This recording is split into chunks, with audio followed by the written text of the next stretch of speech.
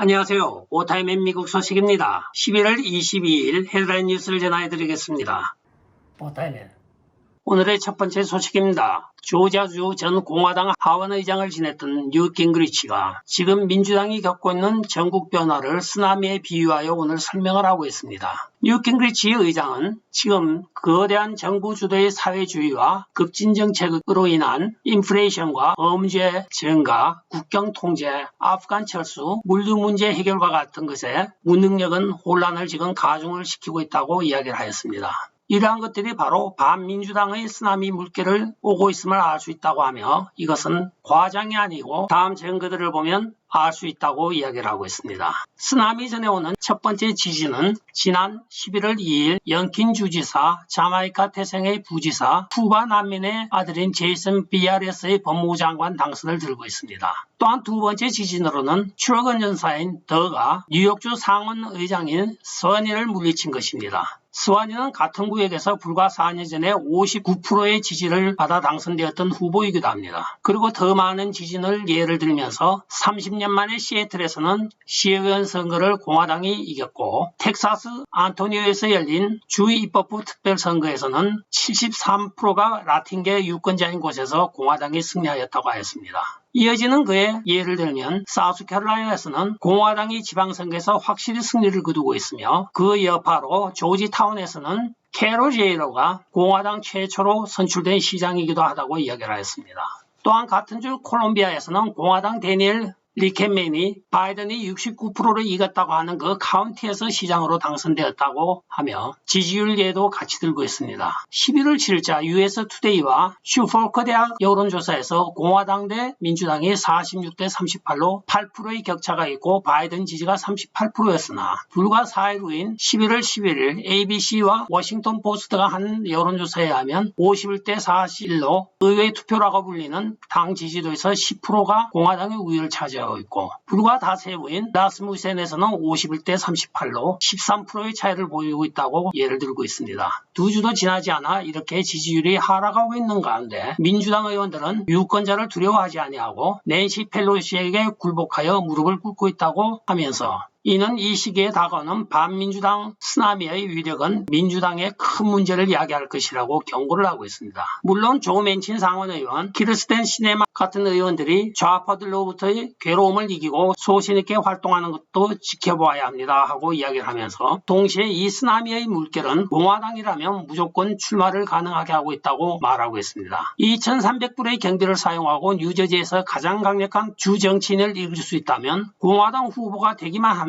어느 곳에서나 당선이 가능하게 합니다. 따라서 앞으로 민주당 정치자금 모금이 어려워지고 공화당은 정치자금 모금이 쉬워진다고까지 평을 하고 있습니다. 다음 소식입니다. 최근에 란 존슨 의원이 주도하고 있는 패널에 토론자로 나선 에런 시리 변호사의 발표에 의하면 EUA라고 불리는 임시 사용 승인 후 2달이 지나자 민사소송을 제기하여 파이자 백신 부작용 보고서에 대한 FDA 내부 통계 자료 소환을 받게 되었습니다. 거기에 실린 내용은 거의 충격적이며 EUA 시행 이후 3개월 마감 기준으로 약 15만 8,893건의 부작용 사례가 명시가 되어 있으며 그것은 25,957건의 심경계 이상 징후 사례가 있는 것을 포함을 하고 있다고 오늘 발표를 하였습니다. 그는 이 발표에 이어서 만약에 자기가 의뢰하고 있던 많은 전화를 다 받고 모든 소송을 맡았다고 하면 지금 자기가 거느리고 있는 100명의 변호사로는 이 일을 감당하기가 어려웠다고까지 이야기를 하고 있습니다.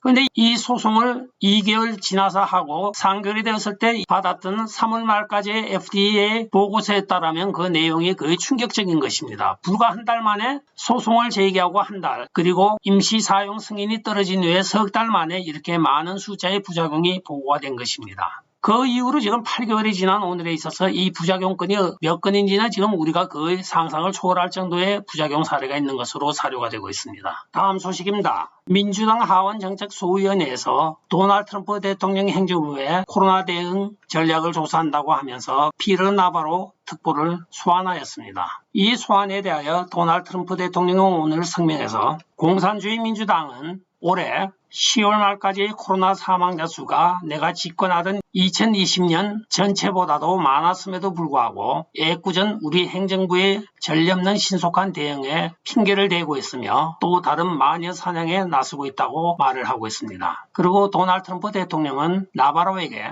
우리 행정부의 특권을 지키고 이 민주공산당원들이 우리의 위대한 성과를 폄하하지 못하도록 하라고 요구하였다고 하면서 정치적인 마녀 사냥은 이제 끝내야 한다고 이야기를 하고 있습니다. 피에르 나바로는 무역제조 정책 보좌관을 역임하였습니다. 지금 민주당이 행하고 있는 이 어처구니 없는 짓들을 보면 문화혁명 시대 때 중국 홍위병들이 했던 것과 아주 유사합니다. 묻지마 소환, 묻지마 질책, 묻지마 언론 플레이입니다. 다음 소식입니다. 고진감래라는 옛날 말이 생각이 납니다. 지금 리턴하우스가 이번 사건을 계기로 재벌의 반열을 오르게 되었습니다. 많은 법률 전문가, 변호사 또는 동료들이 리턴하우스를 보고 언론사 또는 심지어는 백악관까지 고소를 하여 명예훼손에 대한 보상을 받으라고 종용을 하고 있습니다. 또한 당연히 해야죠. 한편 이 리턴하우스는 지금 자기 고향에 있지를 못하고 딴 데 피신을 해 있습니다. 안티파와 BLM 지지자들이 이 어린 소년을 죽여버리겠다고 지금 벼르고 찾고 있다고 합니다.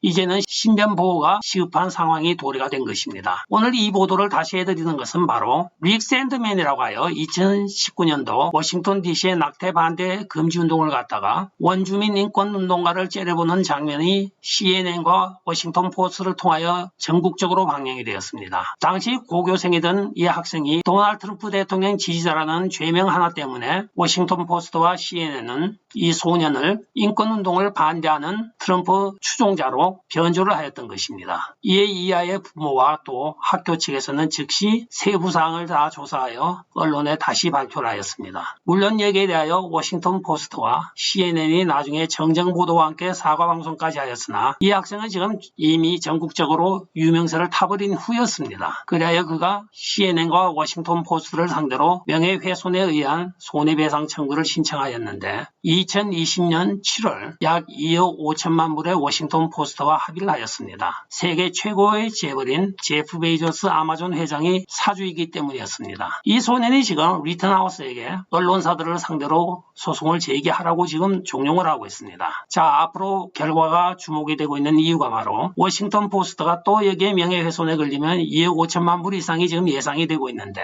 제프 베이조스가 한 번도 아니고 두 번의 실수로 인하여 5억 달러를 내놓으라고 하면 과연 내놓을지 의문이기도 합니다. 이 아이가 수많은 언론사와 또한 정치권에 손해배상을 청구하면 어마어마한 돈을 지금 보상을 받게 돼 있는 것 같습니다. 그러나 이 아이의 변호사가 한 말이 있습니다. 어린 청년에게 너무나 많은 부담감을 주지 않는 것이 정신건강에 좋으니까 자제를 해달라고 이야기를 하고 있습니다. 그게 기성세대의 덕목이기도 하겠죠. 다음 소식입니다. 리턴하우스가 무죄로 석방되는 그 시점에 플로리다주 인디안 리버 카운티에서는 흑인 소년이 2급 살인 사건에 대하여 무죄 선고를 받고 풀려났습니다. 사건의 발단은 4년 전인 2017년 이 흑인 소년이 21살이던 자신의 여자친구 집에서 같이 자고 있었는데 마약 소지 혐의에 대하여 보안관이 영장을 발부받아 스와팀과 함께 그의 집을 급습을 하였습니다. 스와시라고 하는 것은 바로 경찰 기동 타격대를 말하는 것입니다. 이에 이는 저항을 하면서 총기를 난사하여 3명의 경관이 다치기도 하였습니다. 그리하여 그는 죽은 자기 여자친구의 2급 살인 사건과 또 경관을 다치게 한 2급 살인 미수 사건 3건으로 기소가 되었습니다. 그러나 이 청년이 주장하기에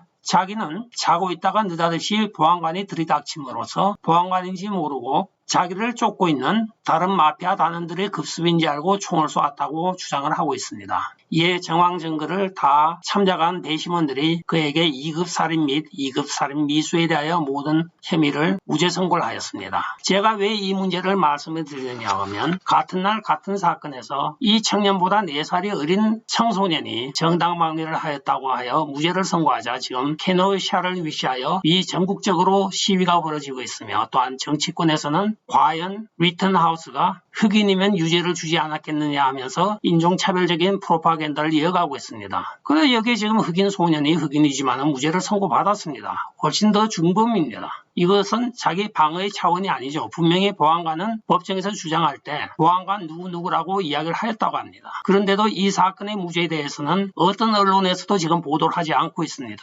시위대들이 들고 있는 그가 만약에 흑인이었다면 이런 피켓을 보면 그저 웃음만 나올 따름입니다. 끝까지 시청해 주셔서 감사합니다. 좋아요, 구독, 알림 그리고 공유 부탁드리고 댓글 많이 부탁드리겠습니다. 안녕히 계십시오. 바이.